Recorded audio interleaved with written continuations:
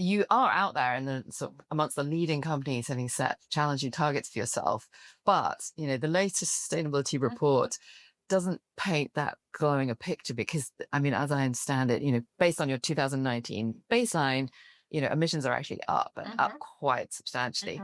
Will you ultimately say we're going to move the date back, or we're going to have to do, would you do offsets? Or will you just say, we tried and we failed? It's like hard. So this is what I'm saying. Every year we'll continue to share more about what that roadmap looks like. And in our last report, what we really leaned into was the transparency to say, here's where we're making progress in our scope 2 through clean firm, by the way, through not buying unbundled renewable energy certificates, but actually buying real power, which is something that we have a lot of conviction around. And also as a very high growth company, right? We look very different today than we did in 2019. And that's okay. Like that's why we set this ambitious goal. So you'll see our next report come out over the summer, and we'll continue to share more details on what does that pathway look like.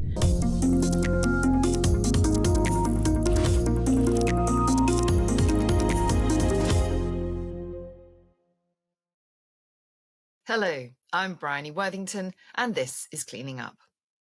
My guest this week is Kate Brandt, Chief Sustainability Officer at Google. Kate has a fascinating background, having spent time in both the Pentagon and advising President Obama on energy security and sustainability issues. In her current role, she oversees a team of people working to reduce Google's environmental impact. Google has set itself an ambitious company-wide climate goal of halving their 2019 emissions by 2030. But their latest sustainability report showed that they were off track, as the company has grown and increased their investment in energy-hungry artificial intelligence. As providers of curated information at a global scale, Google has a pretty unique intersection with the climate problem. Primarily, their impact comes from the electricity they buy, but they're also able to guide customers' decisions through the provision of information. And through their parent company, Alphabet, they've made some pretty bold investments in innovative, disruptive companies. So measuring their impact is arguably more than the sum of their scope 1, 2, and 3 emissions. Nevertheless, missing a clear target can't be very comfortable. So I wanted to ask Kate how she's approaching all this and what she personally does to remain calm and positive in the face of hard problems and the dire climate science. Please join me in welcoming Kate Brandt to Cleaning Up. Kate, thank you so much for joining me today. It's a pleasure. Well, great to have you on this podcast. We're going to start, as we always do, by asking you to introduce yourself in your own words, please. Absolutely. I'm Kate Brandt. I'm the Chief Sustainability Officer here at Google, and I've had the great pleasure of serving this role for almost a decade now, having the opportunity to work truly with colleagues across the company on how we think about environmental sustainability in our own operations as we operate our offices, our data centers, engage with our supply chain. And then also as an information and an innovation company, how do we think about utilizing our technology to enable businesses, policymakers, and individual to drive towards more sustainable outcomes? That's quite a brief, but how did you get here? Talk to us a bit about your backstory of how you ended up. Yes. So prior to coming to Google, I spent about 8 years in Washington, D.C., serving under President Obama. So in my last role, I was the first federal chief sustainability officer. So I had the opportunity to partner with the entire federal government around its sustainability strategy. And as you may know, the U.S. government is the single largest energy user in the world. So it was a tremendous opportunity to work at scale and to set out a really bold ambition for what was possible in terms of adoption of clean energy, electric vehicles, engaging with major federal suppliers on their own sustainability practices. And then prior to that, I had several other roles in government. I was a senior official at the Department of Energy, as well as at the Pentagon, looking at energy security and energy technology, and had a couple other roles at the White House as well. That's fascinating. And you had a little bit of a focus on the military, didn't you? I did. Specifically the Navy. So tell me a little bit about that. I did indeed. I spent about 4 years in the Pentagon working for Secretary Ray Mabus, who is the Secretary of the Navy, an incredible leader and still a dear friend and mentor of mine.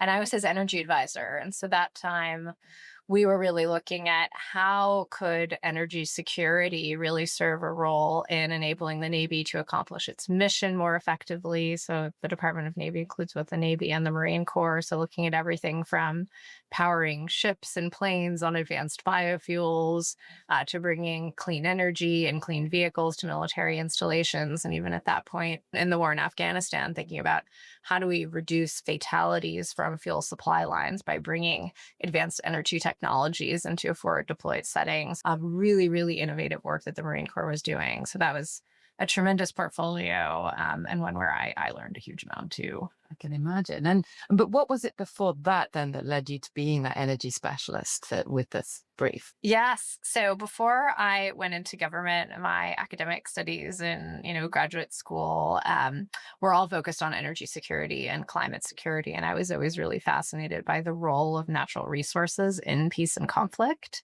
And so it was a tremendous opportunity to take a lot of what I had looked at more academically and researched and then really bring it into practice in this work with the Navy and Marine Corps, who were so interested in innovation and really looking at this nexus of energy security and advanced technology. And of course, energy security is now the topic. Is that something you still keep an interest in? Is it something that informs your work here today? Absolutely.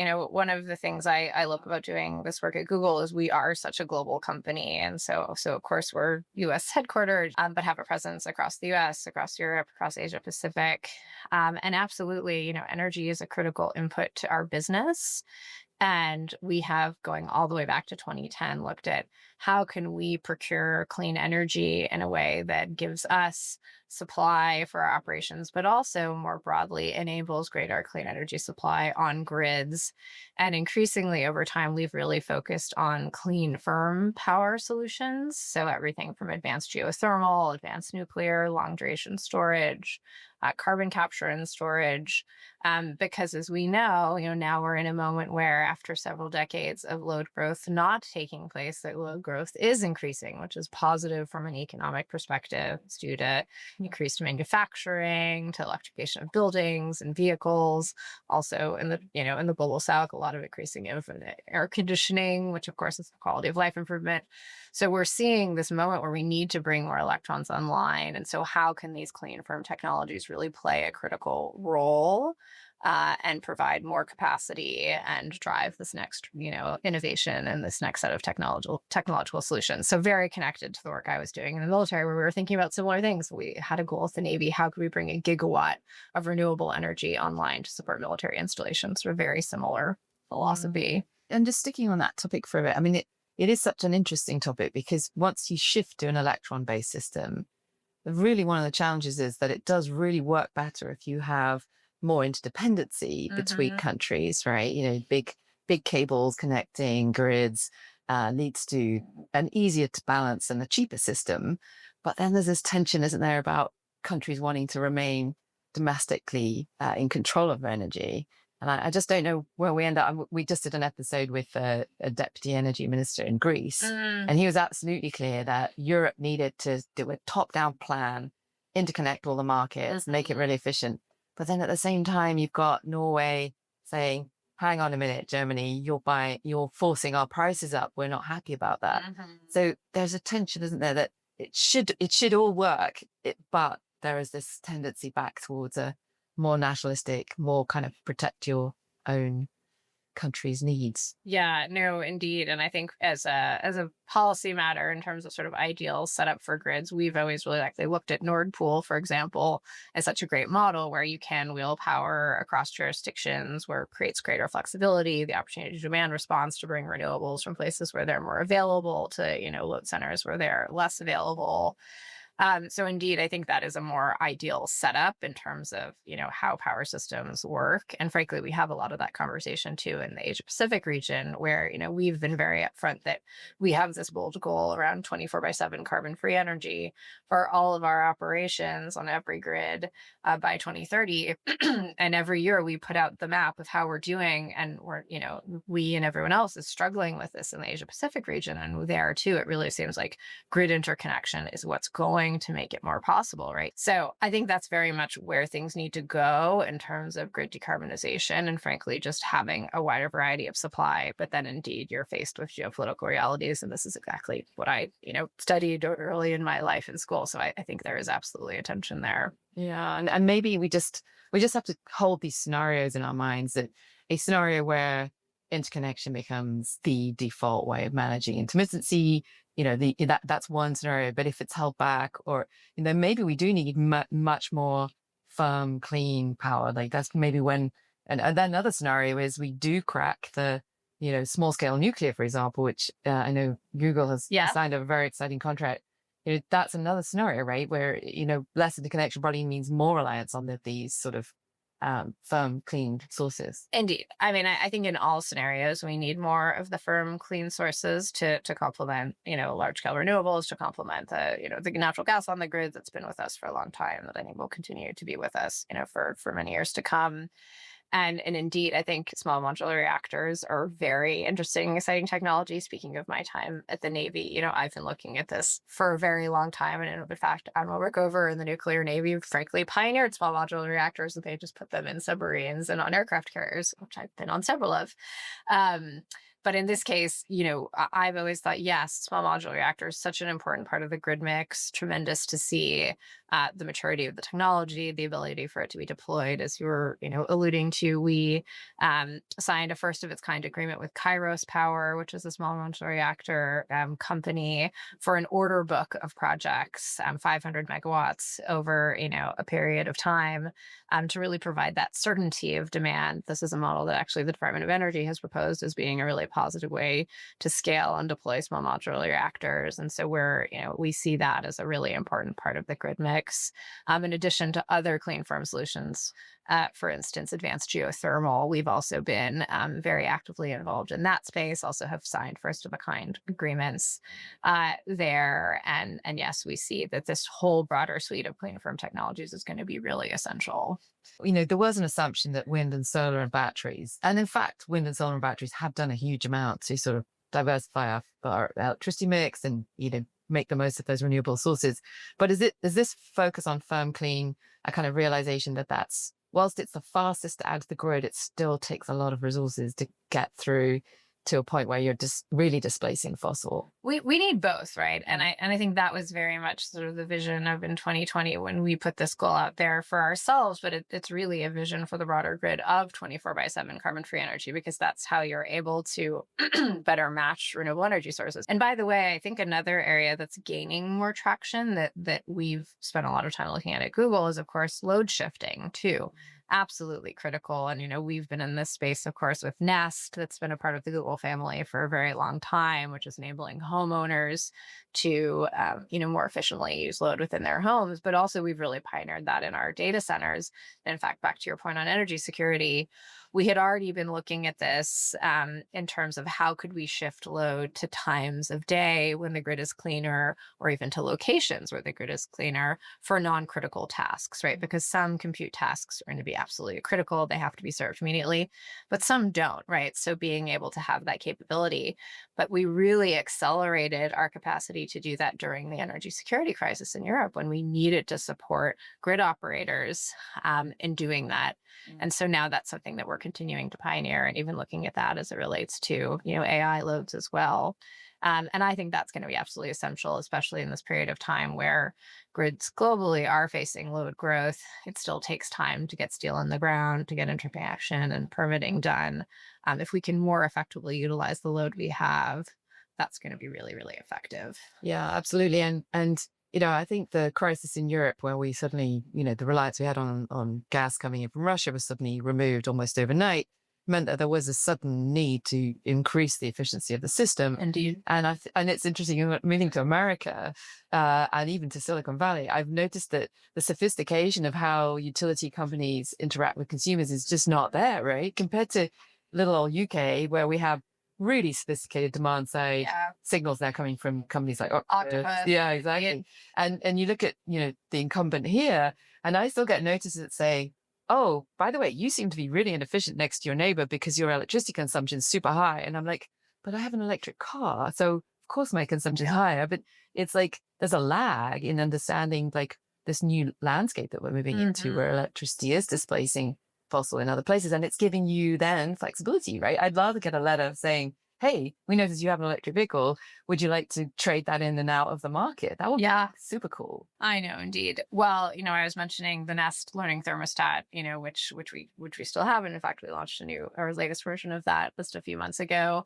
But there is another component of that work called Nest Renew, which is kind of the next frontier of that thinking of how do you create greater flexibility for homeowners, not only through sort of thermostats, but through vehicles or even having some storage at home. And so that company spun out. A dear friend of mine, Ben Brown, is now the CEO.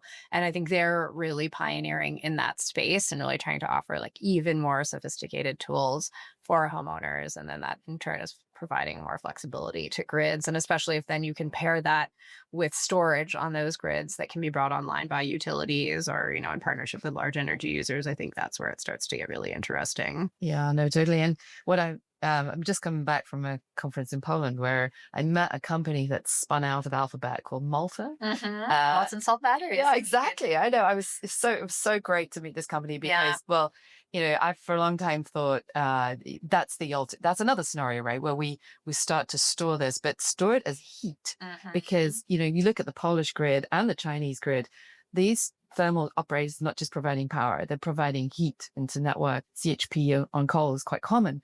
So you can't just throw up a bunch of solar panels and say, we've got like for like replacement. You really need to think through like, how do we get that heat load? And this molten salt technology, it's just super exciting. Indeed. And I don't think people realize quite how much Alphabet has done in terms of those spin outs. But do you you have an oversight of the Alphabet portfolio? We do absolutely keep in touch with the companies that have spun out, and oftentimes Alphabet maintains, some investment share in those companies. And where Malta came from and where a lot of the spinouts come from is a sister company to Google within Alphabet called X, our moonshot factory. And indeed, X has been doing pioneering work in this space for many years, and we're increasingly seeing a lot of fruits of that labor. So another one of their more recent spinouts is a company called 280 Earth, which is doing a really novel form of carbon removal technology in the form of direct air capture, but co-locating it with data centers, also creating a fresh water supply through the way that they're doing the direct air capture, which then can support the data center if it's doing water-based cooling. So that's a really interesting technology that's come out of X. And then another that's still within the X family that I'm very excited about is called Tapestry, which you may have heard of, which is X's moonshot for the grid. And so they're really looking at how can we use AI as well as working with DeepMind and our weather models like Weather Next to help grid systems operators better plan for their grids of the future. So they've had a really deep partnership with Chile to do grid modeling for them to help them model, for instance, what would it look like if they pulled off a coal plant, or what are going to be the impacts of extreme weather events on your wind capacity. So seeing at least a 15% improvement in the way that grid modeling is being done. And there's several other grid operators that they're partnering with as well. And they have some upcoming announcements there. So really exciting applications. And it's really tremendous to see all the great work that's come out of X. Yeah. And that is the promise of this kind of coupling of technology and data is to sort of find out those optimizations, I suppose, of where things could be done more efficiently. And probably the grid is a really fertile ground, right?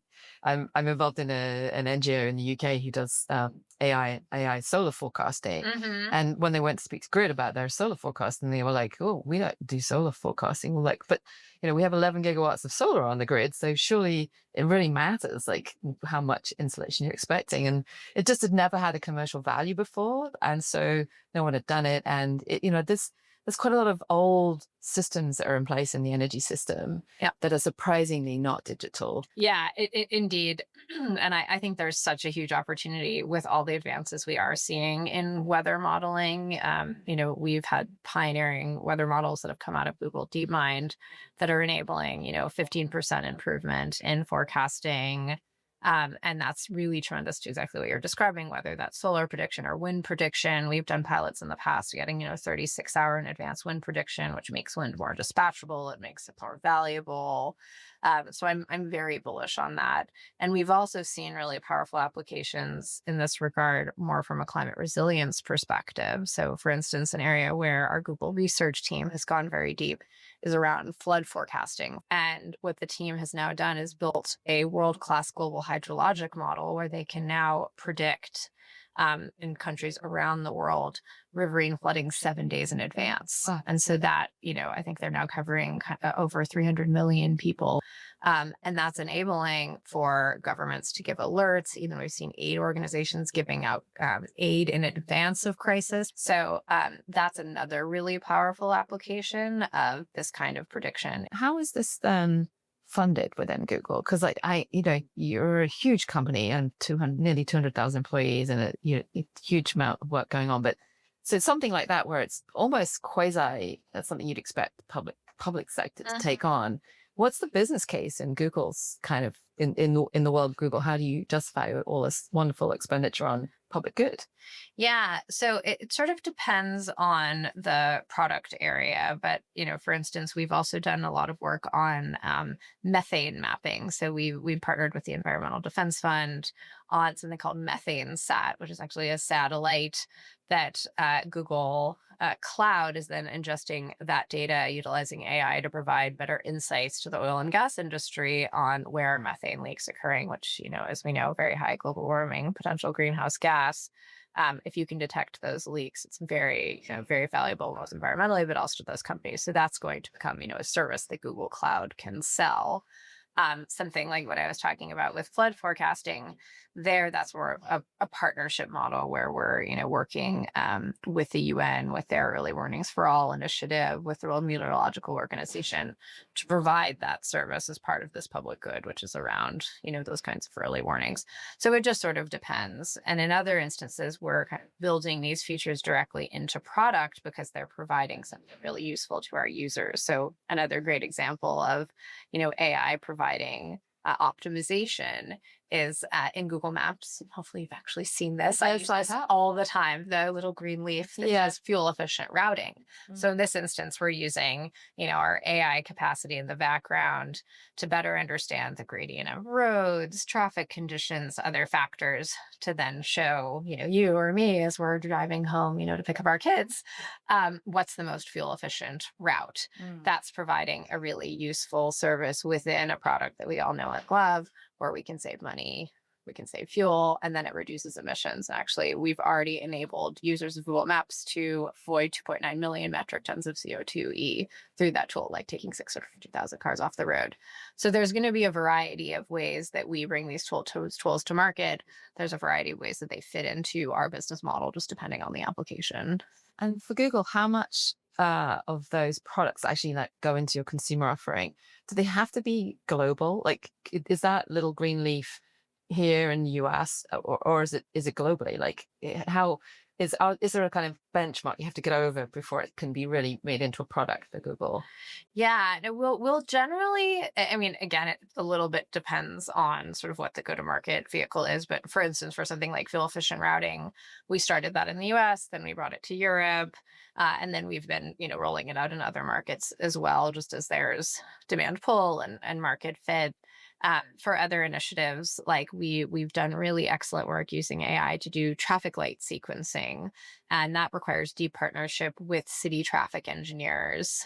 And there, we've picked a flagship set of 14 cities globally that represent different kinds of cities, different conditions, and then of course where we have partners that are excited to do that work with us. And in that instance, actually, just to say that's been such a fantastic piece of work. We've been able to prove that we can reduce starting and stopping events by 30%. And as you may know, emissions at traffic lights are 69x what they are on the open road. So potentially really large air quality benefits there, but also reduction of emissions by 10%. Yeah. So again, it will sort of depend, but generally our model is we like to pilot, we like to find the right partner to work with, to learn alongside, and then sort of scale from there.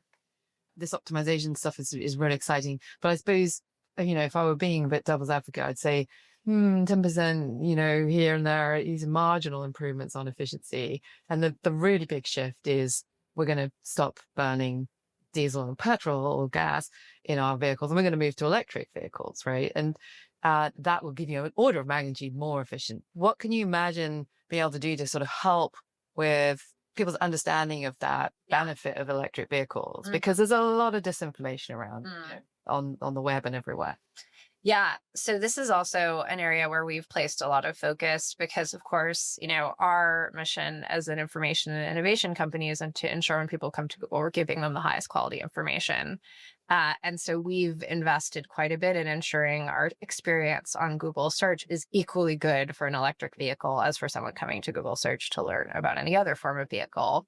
And so what you'll find is we have features now where you can see a calculator that shows you, what are the incentives that are available to you in your geography, and then what is, the difference in cost between an electric vehicle and another form of vehicle. There's also a feature that's a range calculator, because we know, of course, one of the things that even in my family, we have this conversation, right? Like, can we, take this vehicle easily up to Tahoe when we want to go skiing? And so there's a range calculator that enables you to see what would that journey look like for you, how many times would you need to stop, et cetera. And also just in terms of your question on sort of like, what are some of those really potentially large scale opportunities? Another topic that we've looked at really closely is, of course, the hard to abate sector of aviation. And as we know, I've been working on advanced biofuels for almost 2 decades, like absolutely essential, taking a long time to come to market, expensive, challenging. Same with, engine switching. But what we know, of course, through the IPCC is actually roughly a third of all global aviation emissions. So that's about 1% of all global emissions are actually the contrails, right? Or actually those plumes that you see behind the jets. So we said, well, what if we looked at that challenge? And so we partnered with American Airlines and Breakthrough Energy and used AI to better understand why are those contrails forming, which is a combination of time of day and altitude and air temperature, and then how to avoid them. And we actually were able to show through 70 test flights that American Airlines flew that we could reduce them by more than half, by 54%. And now we're working to scale that more broadly with airlines, with Eurocontrol, who operates the largest the most busy airspace in Europe over West Germany. So that's one of these examples that I think is so powerful to say, here's a very hard to abate sector, expensive to decarbonize. If you could, globally scale that solution, you could reduce 0.5% of all global emissions, just one AI solution. And just to go into that a little bit more detail, because I saw all of that and I was super excited. But I found it kind of, I couldn't quite understand why a white plume of contrail, which you would think would be reflective. It's radiative forcing, so it's trapping the heat. And that overwhelms the fact that it's creating a kind of a white surface that would bounce. Okay, so it's the radiative forcing, exactly. Yeah. Thinking more about corporate targets and Google corporately, you are out there and sort of amongst the leading companies having set challenging targets for yourself. But the latest sustainability report doesn't paint that glowing a picture because, as I understand it, based on your 2019 baseline, emissions are actually up and up quite substantially. So how does that impact your role, and how are you feeling about this kind of bold targets, but proving very hard to hit? Yeah. I think that the nature of these time-bound targets is very helpful because it gives us a framework to work within. And that was very much the vision of, going all the way back to 2012, we set this 100% renewable energy match target. And, that enabled us to really focus on the innovation. We like to say at Google, we like hard problems, which is really true, which is one of the things I love culturally about this place, because I feel very similarly. And by setting that goal for ourselves, it enabled us to really push the bounds of how do we procure clean energy more effectively? How do we do it at scale? Et cetera. And so I think same thing goes for our 24/7 carbon-free energy target, for our net zero by 2030 target. It's very helpful to help us to focus on what is the innovation we need? How do we solve this problem? And of course, our approach is always not sort of the paper-based exercise of sort of like, how do we solve this for Google just so the numbers look better, but rather, how do we have real-world impact in a way that's actually meaningfully reducing our impact, but furthermore enabling the whole system. And so we were talking a moment ago about these clean, firm energy technologies, right? we've played this really valuable role of being an early adopter, creating an early demand signal, which brings down costs, which de-risks the ability of everyone to access these technologies. So that's like philosophically how we think about it. In terms of the footprint itself, of course, all the corporate footprints have different dimensions to them. For us, we've made tremendous progress on our Scope 2 footprint, which we've been working on for a very long time, electricity being a really critical input to our operations. And with our 24/7 goal, we're 64% of the way there, which is, I think, quite good in light of the fact of how challenging this is, also being such a global company. We spoke earlier about the challenges in the Asia-Pacific region. So we're making good progress on our Scope 2. On Scope 3, that's an area we've been working on for less time. Like most companies, we set our first Scope 3 target in 2021. So we are making progress, but we have a ways to go. And there, I think that a lot of the solution is also going to be clean energy. So we've been working with our suppliers on clean energy addendums. Those really ask them to commit to clean energy. We've also been able to do some innovative partnerships, for instance, with BlackRock in Taiwan to get, a gigawatt of solar capacity built that we will have some access to for our Scope 2 footprint, but also our suppliers will get access to. So we are making progress. We have a lot of work left to do. And also, like so many companies, we've been looking at the concept of a climate transition plan. What are all those key reduction levers that we're going to be utilizing, and what does that path look like? And I think increasingly that has really come into focus, and kind of year over year as we report on our footprint, we'll continue to share more of what that plan looks like. But here we are, 5 years away from 2030, 54% increase on a baseline that should be 50% down in 5 years' time. 49%. Okay, all right. It's just still, the wrong direction. From 2019. Yeah. So will you ultimately say we're going to move the date back, or we're going to have to do, would you do offsets? Or would you just say, we tried and we failed? It's like hard. So this is what I'm saying. Every year we'll continue to share more about what that roadmap looks like. And in our last report, what we really leaned into was the transparency to say, here's where we're making progress in our Scope 2 through Clean Firm. By the way, through not buying unbundled renewable energy certificates, but actually buying real power, which is something that we have a lot of conviction around, kind of back to my point of we need to actually be doing this work in a way that drives value and is not just sort of like passing around paper. So that's a part of what the story there. And also as a very high growth company, right? We look very different today than we did in 2019. And that's okay. Like that's why we set this ambitious goal.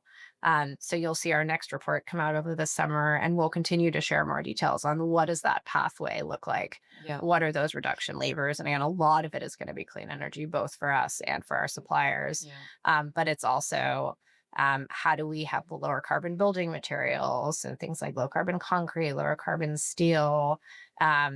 So and just in the day of the life of a sustainability officer of a company this scale, like, do you have an influence over, say, where the next data center gets built, right? Because you could build it in a state with a lot of wind and solar and excess capacity, and it would be a hard problem, but not an impossible problem. Or you can build it in a place which is running, 90% coal, and that, just because of the nature of their geography or their history. Do you have, is there a decision-making tree that says, no, we use country X over Y because of their sustainability?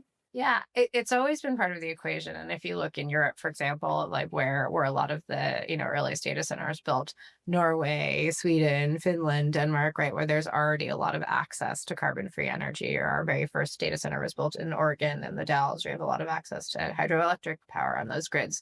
So it's certainly a factor. I think, we also need to go where our customers are for the cloud loads. We need to go where the business needs us to go. So it is a factor.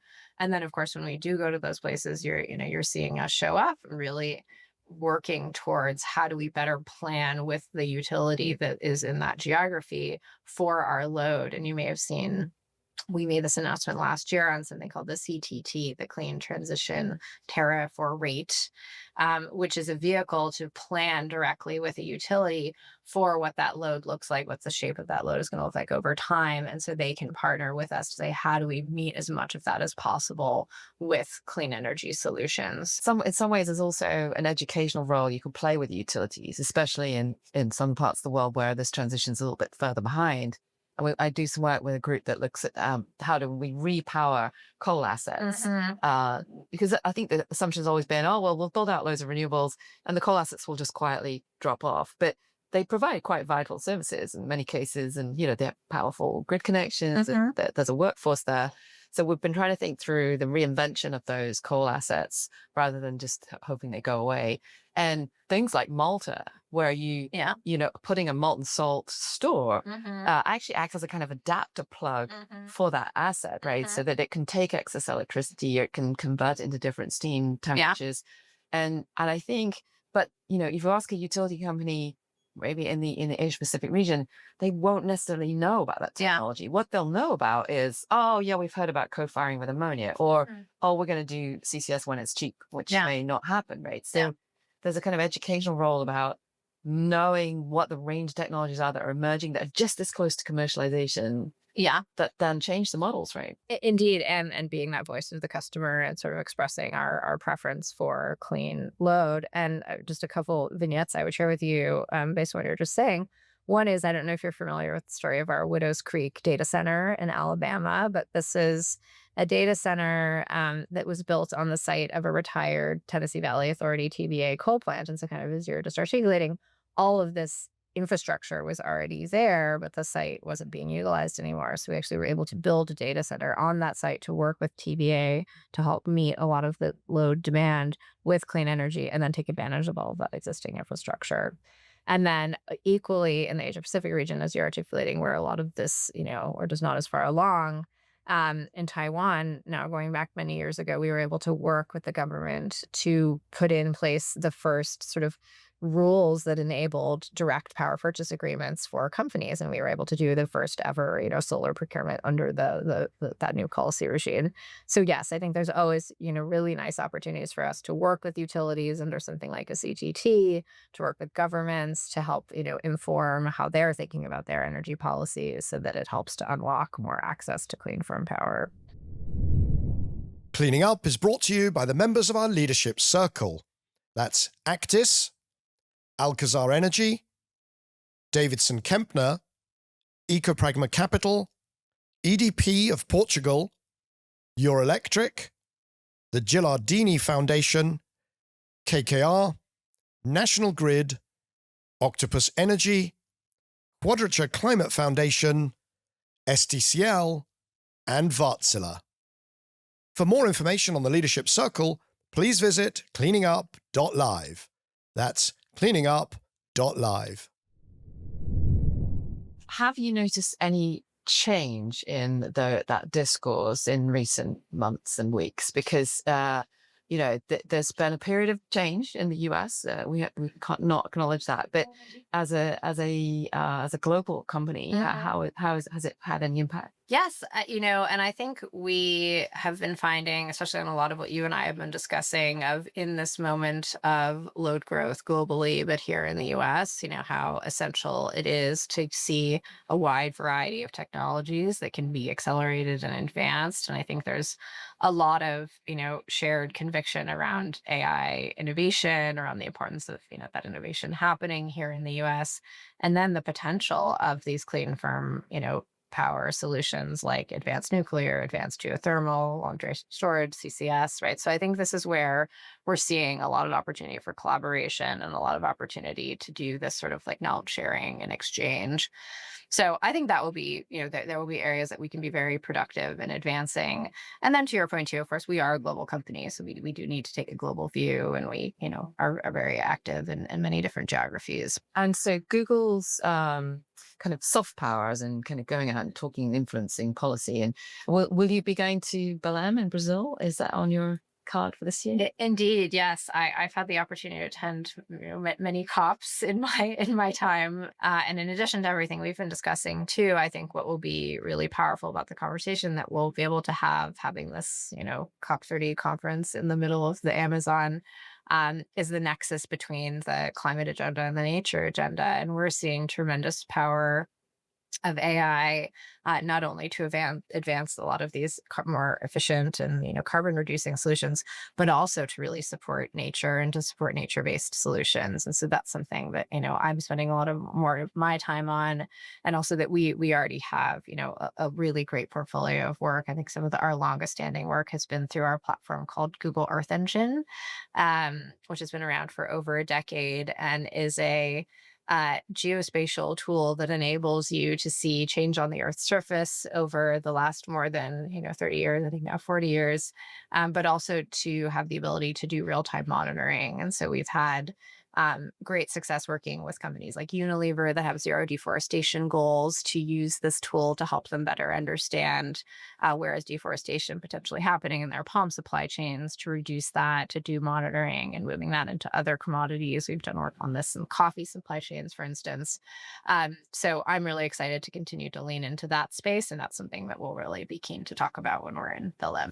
Yeah, because that sort of fits into your observational. This is where the power of AI and kind of digital data gathering and surveillance can really Indeed change our understanding what's happening. Like we just did an episode looking with the Scripps Oceanographic Institution down in San Diego, and it really struck me that the people who've been actually monitoring the gases, the makeup of the gases in the atmosphere, they've been doing it on a shoestring, and it's kind of like it's an amazing data set, but it's kind of not valued because it's just always that. It's not new, it's not cutting edge. It's just this really solid data set that goes back to the 60s, and it could be we could lose it, right? We take for granted this ability to know what's happening on the planet is just there, and but it takes people, it takes money, it takes institutions. And I do think that kind of, fast forward to where we've got way more instruments out there monitoring, listening, seeing what we're doing, coupled with, what Google's doing to develop artificial intelligence or even generalized intelligence. There'll come a point where we are much more attuned to the state of the planet, right? It's not kind of, at the moment, it feels like our data is very atomized and not very surfaced in terms of the risks. Ideally, we have a global dashboard that we're all very tuned into. Is that where you think Google might be able to add value? Yeah, I mean, I think the convergence of data sets is a very powerful use case for AI, and even I think predating AI. One platform that Google has built is something called datacommons.org, which is more of it's built on schema structure that allows you to take multiple public data sets. They have over 200 different public data sets that then can be queried in natural language, but also then could just be looked at in ways that would have been so much more challenging to look at population data next to weather data, next to famine data, for instance, and having this kind of knowledge graph that structures that data and adds natural language on top of it makes it so much easier to make sense of these large public data sets. So that's something that we've been invested in for a long time. But then indeed, especially as you mentioned with climate risk modeling, for instance, or better understanding climate risks, I really see us, even just with the platforms that we've built, trying to drive towards more conversion. We talked a little bit earlier about flood forecasting. Well, separately, we have FireSat, which is a partnership with the Moore Foundation and several others, which is a constellation of satellites. And in fact, the first one just launched earlier this week. And this will allow for much more real-time monitoring on a 20-minute basis, 10 by 10, sort of like size of a classroom scale wildfires, so that we can do much more early wildfire detection. Similarly, we've been doing a lot of using AI to better understand heat and heat islands. And so I certainly see us having the capability to converge a lot of those capabilities so that those then become layers, in one interface where you can see multiple different aspects and then do like forward-looking planning, sort of bringing in a lot of our weather and, modeling capabilities. So yes, I see a huge amount of opportunity here. Yeah, and in a way, the fact that this is being done at a time when the costs are coming down, the compute, the tool, the rate of development of the tools is incredible. And I suppose Google, perhaps people aren't aware of it, maybe many are, but the the fact that you've open sourced a lot of your science in relation to artificial intelligence, that really gave birth to the current new interest in large language models. You've got this great now combined intelligence of Google Brain and DeepMind, these two, amazing powerhouses of artificial intelligence. So how much is Google shifting into that world of AI versus, the core business, which has been organizing the world's information, providing it in very, user-friendly formats, but is it, in your day-to-day life, are you talking much more about that sort of new interface with artificial intelligence? Absolutely. Yes. No. And, Google has been an AI first company since 2017. So now for a very long time. And we see that information and innovation mission as, both entirely core to the whole business, but certainly to also how we think about sustainability. So much of what we've been talking about today is bringing together, AI capacity, AI modeling in the background for something like fuel efficient routing, and then bringing that into a classic Google tool like Google Maps, and all the things, frankly, that I think that is going to enable too, from a sustainability perspective. Like that, I was experimenting the other day, as I love to cook, and I love to cook for my 4-year-old. I was like, help me make a sustainable meal plan. And Gemini generated for me this incredible sustainable meal plan for 5 days. And then I was able to ask for my shopping list. And so all these ways also that these AI capabilities are so helpful to us in our daily lives, but for those of us like me who really want to live more sustainably, can make that much more easier and much more accessible. So I think we're seeing a convergence of all of it, but certainly, AI is very much at the core of what I'm thinking about. And I have so much conviction that I think AI is such a powerful climate solution. And you may have seen this. We partnered with BCG at the end of 2023, speaking of COP, we put this out at the Dubai COP, on this piece of research that pointed to the potential of AI to accelerate existing technology solutions such that we can see a reduction in an additional 5 to 10% of emissions by 2030. We're talking about this decisive decade. What can we do right now? Yeah. So I think AI presents a tremendous opportunity as a solution. And then, of course, we also need to be very thoughtful about its footprint and how we manage that footprint. But I truly believe, being very close to this every day, that the benefits will far, far outweigh what that footprint is. And just thinking about that footprint, because it's both a footprint of demand, right? More energy demand at a time when we still don't quite have enough clean electrons, but we're hopefully going to get there with some of the advanced technologies you talked about. But there's also a kind of brain footprint, which is, the ability to falsify or create whole narratives, or kind of dominate. Like in thinking about AI, there's the information flow, there's the optimization, and then there's the prediction that you talk about, but there's also persuasion, right? And I think at the point we're in right now, AI's ability to generate content at scale and distribute it in a very personalized way to consumers means it's a giant persuasion engine. And I feel like we might have lost control of that persuasion engine. Yeah, I mean, of course, this sort of far extends beyond my lane in the work that I do here, but certainly for the company, this is tremendously important in the grounding of AI models and all the substantiation that you can see when you have AI generated information, watermarking of images. So this is something the company is really deeply focused on. I think when it comes to my work, I get to sort of have a deep focus on these environmental applications, on the environmental footprint of AI. So it's sort of not my area of expertise, but absolutely, a tremendous area of focus for the company as we think about what does it look like to both boldly and responsibly manage AI. Yeah.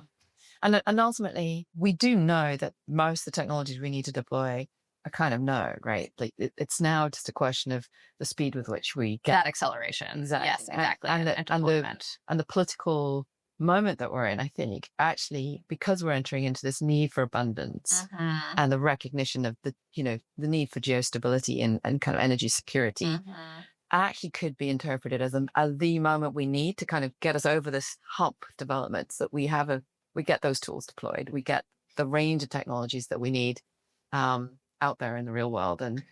And it does make, there's always opportunity in a crisis, right? So if we're entering into a bit of geo instability, maybe that's what gives us the kind of drive to bring these to market? Yeah, no, indeed. I mean, I think as we've been discussing, the opportunity to accelerate deployment of these clean, firm technologies. And then furthermore, we were talking about something like Tapestry, the role that AI can play in actually helping with grid modeling, helping with deployment. We've seen experimentation with how to use AI to speed up, permitting applications, right?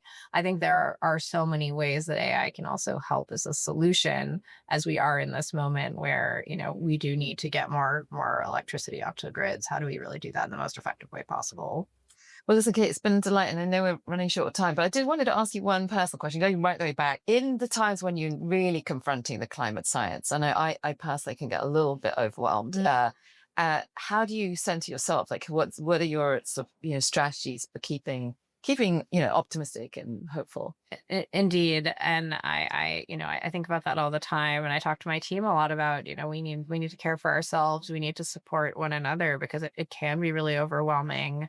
But I think it is so important to both stay grounded in the problem and then really focused on the solution. And so for me personally, I'm so grateful. I was sharing this with you before we started the podcast that I live up in a state park and Mount Tam and Marin in Northern California. And every morning I possibly can, I go for a hike and I have a particular tree I go sit with and I meditate. And for me, that's so critically important to ground, to stay connected to the planet, which, is such a huge part for me of why I do this work. And of course, the future of this planet for my 4-year-old daughter, for all of our children. So I really do think that personal sustainability and that sort of caring for ourselves, supporting each other is absolutely essential as we do this really critical work together. And it's interesting now just to talk about why nature ends up being such a sustaining thing, that I'm always blown away by how little I properly understand about the natural processes, like the biosphere that surround, that keeps the oxygen that we breathe flowing, whether that's from the oceans or from plants.